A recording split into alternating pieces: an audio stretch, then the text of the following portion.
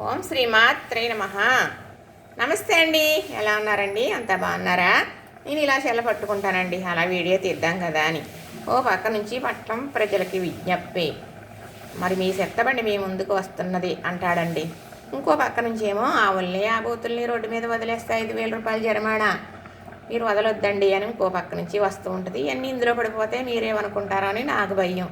ఎంత బాధపడి కష్టపడి చేసినా ఏ ఫలితం లేకుండా పోయే, అయినప్పటికీ కూడా వీడియోలు తీయటం మాంటలేదు కదా, చక్కగా తీసేస్తాను, పెట్టేస్తానండి. చింతకాయలు చూపించేస్తున్నాను కదా మీకు. మరి ఇప్పుడైతే కొత్తగా వస్తాయండి చింతకాయలు, లేత చింతకాయలు అన్నమాట. వర్షం పడినప్పుడు బాగా చింత చెట్లు పూసేసి గబగబా పిందులు దిగిపోయి కాయలు అనేది దిగిపోతాయి అన్నమాట. ఒక వారం 10 రోజుల్లో చింతకాయలు వచ్చేస్తాయి. ఆ చింతకాయలు లేతగా ఉంటాయండి. అందుకే ఇప్పుడు వచ్చే చింతకాయలని ఈ వర్షం కురిసేటప్పుడు ఈ లేతకాయలు వస్తాయి కదా, వీటిని ఏమంటారో తెలుసా? వామనకాయలు అంటారు, వానకాయలు అంటారన్నమాట. మరి తద్దులనాడికి తప్పనిసరిగా తద్ది రేపనగా చింతకాయలు వచ్చి తెచ్చుకునేవారండి. చింతకాయ బెండకాయ వండుకుని తద్ది భోజనం చేస్తారులేండి. కానీ ఇప్పుడు ముందుగానే వచ్చేస్తున్నాయండి.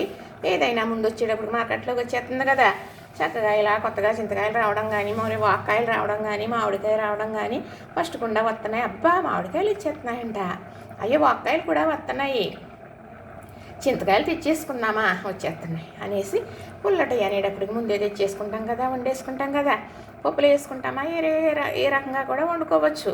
ఎలా వండుకున్నా, కొత్తగా తెచ్చుకున్న చింతకాయలన్నా, మామిడికాయన్నా, వాక్కాయన్నా చాలా బాగుంటుందండి. మా వారైతే తెచ్చేసారండి. ఈరోజు అయితే పప్పు చింతకాయ వండేస్తానండి.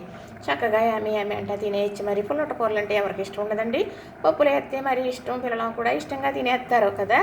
ఇది పెద్ద అబ్బరం కాదండి, శుభ్రంగా నా చిన్న ముక్కలుగా ఇరిసేసిలాగా నీటిలో కడిగేసి పప్పులో వేసేయడమే. ఏమి పెద్ద పని ఏమి ఉండదు.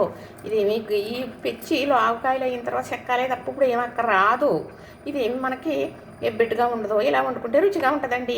అవును, ఇప్పుడు వచ్చే కాయలు ఇలాగే వండుకోవాలి, అప్పుడే గొప్ప రుచిగా ఉంటుంది అన్నమాట.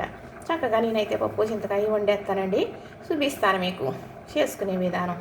అలా మీరు కూడా చేసేసుకుందరు. కానీ ఏముందండి, ఇన్ని చింతకాయలు తెచ్చుకున్నాం కదా, 1/2 కేజీ అంటండి. మా వారు మొన్న అన్నారు, చింతకాయలు ఇచ్చినట్టు 1/2 కేజీ 80 రూపాయలంట అన్నారు. మనకన్ని కాయలు ఎందుకండి, ఎక్కువైపోతాయి కదా అన్నాను. సరేలే తెస్తాను అన్నారు. అప్పటి నుంచి అడుగుతున్నారంట, ఇంకా రాలేదు అన్నాడంట ఆయన. రాత్రి అయితే వచ్చినాయి అని ఇచ్చారంట. 1/2 కేజీ 50 రూపాయలు పెట్టి తెచ్చారంటండి. ఇక ఈ చింతకాయలు ఇన్ని ఉన్నాయి కదా, మాకైతే 2 మనుషులమే కదా, 3 కూరలు వండుకోవచ్చు, పులప కదండి, వండుకోవచ్చు. ఏముందండి, 4 చింతకాయలు, 2 కొత్తిమీర రబ్బలు వేసుకుని, కొంత ఉప్పు వేపుకుని, అందులో ఈ వెలిసినవి వేస్తానండి, మిరపకాయలు, ఎల్లిపాయలు, జీలకర్ర అన్నీ వేపేసుకుని చక్కగా రోట్లో కచ్చాపిచ్చేగా కుమ్మేసుకుంటే అన్నంలో వేసుకు తింటుంటే అబ్బో చాలా మోహంలేండి.